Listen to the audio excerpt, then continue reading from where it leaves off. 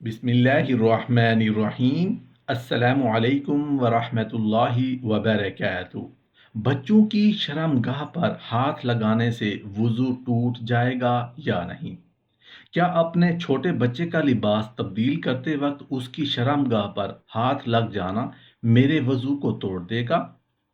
بغیر کسی اوٹ اور پردے کے شرمگاہ کو چھونا وضو کو توڑ دیتا ہے، خواہ جس کی شرمگاہ کو چھوا گیا ہے وہ چھوٹی عمر کا ہو یا بڑی عمر کا، کیونکہ نبی کریم صلی اللہ علیہ وآلہ وسلم سے ثابت ہے کہ آپ صلی اللہ علیہ وآلہ وسلم نے فرمایا،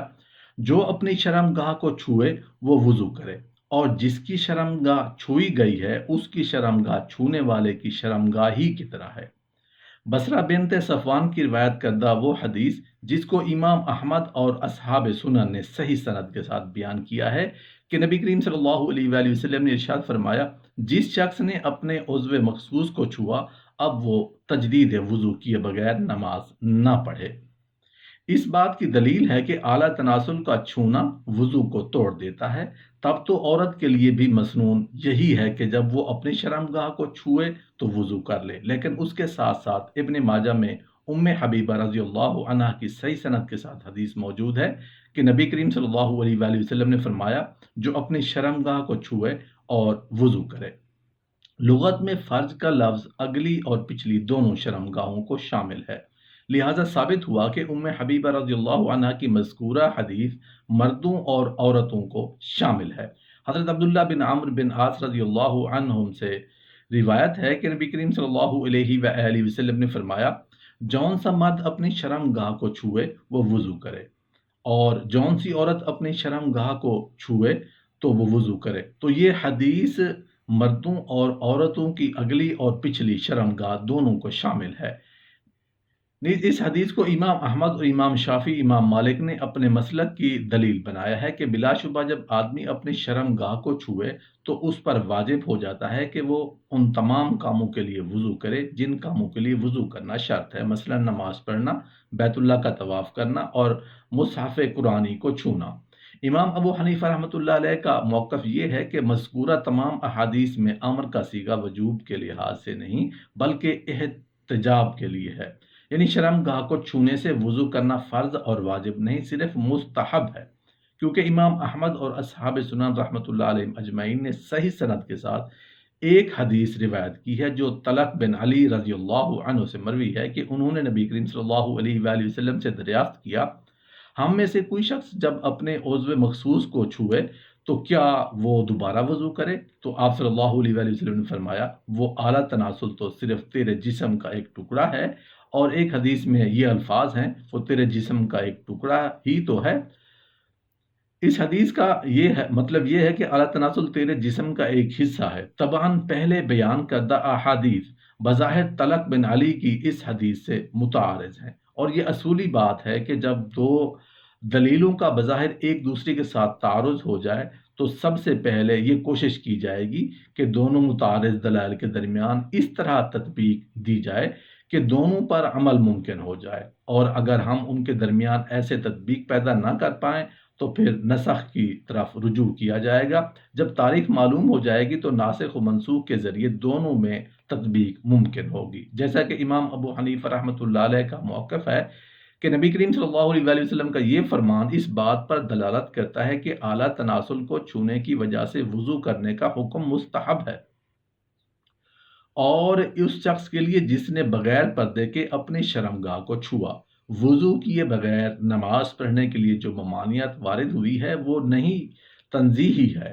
سو اس طرح سے مذکورہ تمام دلائل کے درمیان تطبیق پیدا ہو جاتی ہے، اور میرے نزدیک بھی یہی راجح موقف ہے، لیکن اس مسئلہ میں بہت سی تفصیلات ہیں۔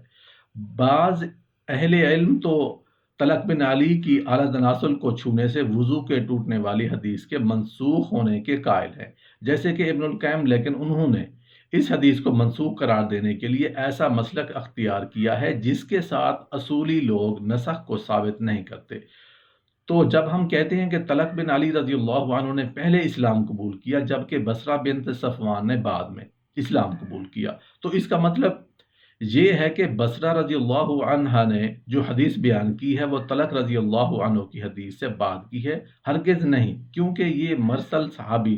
بھی ہو سکتے ہیں۔ اور پھر یہ کہ طلق بن علی رضی اللہ عنہ کے متعلق ہمیں کون بتائے گا کہ انہوں نے یہ روایت کب بیان کی ہے، بصرہ کی روایت سے پہلے یا بعد میں؟ بہرحال تطبیق ممکن ہوتے وقت نسخ اور ترجیح والا موقف قابل التفات نہیں۔ امام احمد، امام مالک اور امام شافعی رحمۃ اللہ علیہ اس طرف گئے ہیں کہ بلا شبہ جب آدمی اپنے اعلیٰ تناسل کو چھوئے تو وضو کرے، کیونکہ امام احمد رحمۃ اللہ علیہ کے ہاں جو بصرہ بن صفوان رضی اللہ عنہ کی حدیث ہے وہ انہی الفاظ سے مروی ہے، اور وہ حدیث جس میں مطلق طور پر اعلیٰ تناسل کو چھونے سے وضو کرنے کا حکم ہے، تو ان آئمہ نے فرمایا کہ اس حدیث کے الفاظ آدمی کی اپنے اعلیٰ تناسل کو چھونے اور دوسرے کے اعلیٰ تناسل کو چھونے دونوں کو شامل ہے۔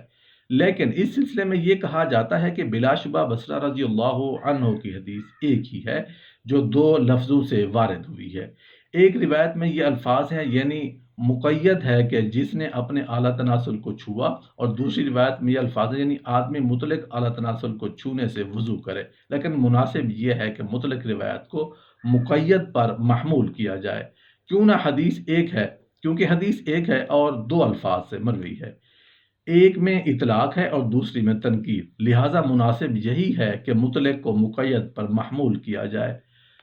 بنابراً وہ عورت جو اپنی بچے کی صفائی ستھرائی کرتی ہے، اس کی شرمگاہ کو چھوتی ہے، وہ دوبارہ وضو نہیں کرے گی، اور آدمی بھی اگر اپنے بچے کی شرمگاہ کو چھو لیتا ہے تو وہ بھی وضو نہیں دہرائے گا۔ میں قائل اس بات کا ہوں کہ لیکن عملاً میں بذات خود اس سے وضو کرتا ہوں، لیکن اعلیٰ تناسل کو چھونے پر وضو کیے بغیر نماز پڑھنے سے جو ہی ہے وہ نہیں تنزیہی ہے، اور اعلیٰ تناسل کو چھونے سے وضو کرنے کا حکم مستحب ہے اور احتیاط کی بنیاد پر ہے۔ جہاں تک خون نفاس کی زیادہ سے زیادہ مدت کا تعلق ہے تو امام احمد اور اسحاق رحمۃ اللہ علیہ نے فرمایا بلا شبہ خون نفاس کی زیادہ سے زیادہ مدت 40 دن ہے۔ امام شافعی رحمۃ اللہ علیہ نے یہ مدت 60 دن قرار دی ہے۔ امام ترمذی رحمۃ اللہ علیہ نے ام سلمہ رضی اللہ عنہا سے ایک روایت بیان کی ہے، کہتی ہیں رسول اللہ صلی اللہ علیہ وآلہ وسلم کے دور میں ہم نفاس کی وجہ سے 40 دن بیٹھی رہتی تھیں، نماز نہیں پڑھتی تھیں، ہم اپنے چہروں پر چھائیوں کی وجہ سے